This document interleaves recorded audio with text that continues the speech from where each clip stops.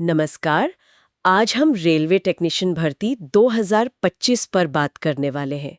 हमारे पास इससे जुड़े कुछ जरूरी दस्तावेज हैं। हाँ। और ये भर्ती काफी बड़ी लग रही है। बिल्कुल, करीब 6180 पद हैं। तो चलिए इस भर्ती प्रक्रिया की तह तक जाते हैं और समझते हैं कि इसमें सबसे जरूरी क्या है। ये पद टेक्नीशियन ग्रेड 1 और ग्रेड 3 में बटे हुए हैं। हाँ, और ये समझना बहुत जरूरी है कि ग्रेड 1 सिग्नल और ग्रेड 3 के पदों में क्या बुनियादी फर्क है। अच्छा। हाँ, सिर्फ नाम का नहीं, इनकी योग्यता, जिम्मेदारियां सब अलग होती हैं, तो इस पर ध्यान देना होगा। सही कहा। तो मुख्य बातों पर आते हैं। कुल पद जैसा हमने कहा लगभग 6180 है। भर्ती रेलवे रिक्रूटमेंट बोर्ड मतलब आरआरबी कर रहा है। जी। और जानकारी के हिसाब से ग्रेड 3 में पद ज्यादा लग रहे हैं। हाँ, अक्सर ऐसा ही होता है, ग्रेड 3 में ज्यादा वैकेंसी होती हैं। अच्छा, आवेदन की तारीखें भी आ गई हैं। 28 जून 2025 से शुरू हो रहे हैं आवेदन। ओके। और आखिरी तारीख है 28 जुलाई 2025 रात 11:59 बजे तक। ये तारीखें तो भाई नोट कर लेनी चाहिए, जरा सी चूक और मौका हाथ से गया। हाँ, बिल्कुल। और साथ ही सुनने में आया है कि कंप्यूटर आधारित परीक्षा सीबीटी वो अक्टूबर से दिसंबर 2025 के बीच हो सकती है। ओह, तो मतलब तैयारी के लिए ज्यादा वक्त नहीं मिलेगा आवेदन के बाद। हाँ, इसीलिए जल्दी शुरुआत करनी होगी। अच्छा, अब जरा योग्यता की बात कर लेते हैं। ग्रेड 3 के लिए क्या चाहिए? ग्रेड 3 के लिए देखिए, 10वीं पास तो होना ही चाहिए। साथ में संबंधित ट्रेड में आईटीआई सर्टिफिकेट भी जरूरी है। वो एनसीवीटी या एससीवीटी से मान्यता प्राप्त होना चाहिए। ओके, और उम्र? आयु सीमा है 18 से 33 साल। ठीक है। और ग्रेड 1 सिग्नल के लिए इसमें क्या अलग है? हाँ, यहीं पर फर्क साफ दिखता है। ग्रेड 1 सिग्नल के लिए योग्यता ज्यादा है। जैसे? इसके लिए चाहिए बीएससी डिग्री भौतिकी, इलेक्ट्रॉनिक्स, कंप्यूटर विज्ञान, आईटी या इंस्ट्रूमेंटेशन में, या फिर संबंधित इंजीनियरिंग ट्रेड में डिप्लोमा या डिग्री। अच्छा, तो ये ज्यादा टेक्निकल है। बिल्कुल। और आयु सीमा भी थोड़ी ज्यादा है, 18 से 36 साल। और हाँ, नियमों के मुताबिक आरक्षित वर्गों के लिए आयु में छूट भी है। और जाहिर है फिर वेतन में भी फर्क होगा। बिल्कुल बिल्कुल, वेतन का अंतर इसे और साफ करता है। ग्रेड 3 का शुरुआती मूल वेतन है लगभग 19,900 रुपए प्रति माह। ओके। जबकि ग्रेड 1 सिग्नल का शुरुआती मूल वेतन है 29,200 रुपए प्रति माह। ओह, ये तो अच्छा खासा अंतर है। हाँ, ये सिर्फ शुरुआती आंकड़ा नहीं है, ये ग्रेड 1 की बढ़ी हुई तकनीकी जिम्मेदारी को भी दिखाता है। समझ गई।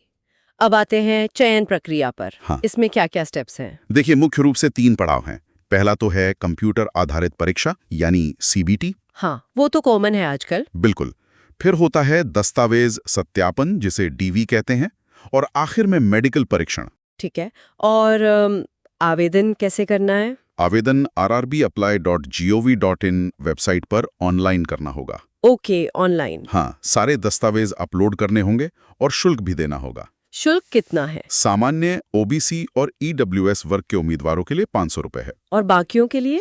एससी, एसटी, महिला, दिव्यांग और अल्पसंख्यक उम्मीदवारों के लिए यह 250 रुपए है। और इसमें एक बात और है, कुछ श्रेणियों के लिए सीबीटी में शामिल होने पर शुल्क का कुछ हिस्सा वापस भी किया जाता है। अच्छा, ये अच्छी बात है।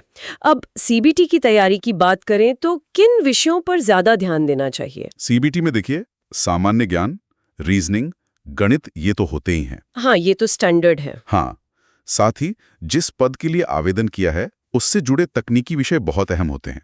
ग्रेड 1 और ग्रेड 3 का टेक्निकल सिलेबस अलग अलग होगा। तो तैयारी भी अलग तरह से करनी होगी? बिल्कुल।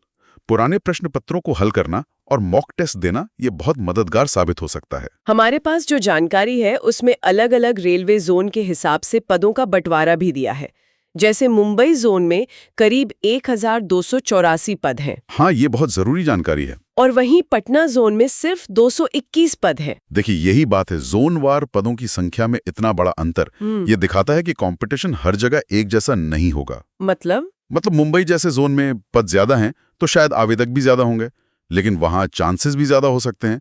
वहीं पटना में पद कम है तो वहां टक्कर और कड़ी हो सकती है। तो सिर्फ योग्यता पूरी करना ही काफी नहीं है, सही जोन चुनना भी एक तरह की स्ट्रैटेजी है। हाँ, बिल्कुल, ये एक अहम फैक्टर हो सकता है। तो चलिए संक्षेप में देख लेते हैं। रेलवे टेक्नीशियन की ये भर्ती ग्रेड 1 सिग्नल और ग्रेड 3 के लिए है। करीब 6,180 पद। जी। दोनों ग्रेड की योग्यता, आयु सीमा और वेतन अलग-अलग है। आवेदन की अंतिम तिथि 28 जुलाई 2025 है। याद रखने वाली तारीख। और चयन का मुख्य आधार है कंप्यूटर आधारित परीक्षा यानी सीबीटी। बिल्कुल। अब इस पूरी चर्चा के बाद एक सवाल मन में आता है, या कह सकते हैं एक सोचने वाली बात है। हाँ।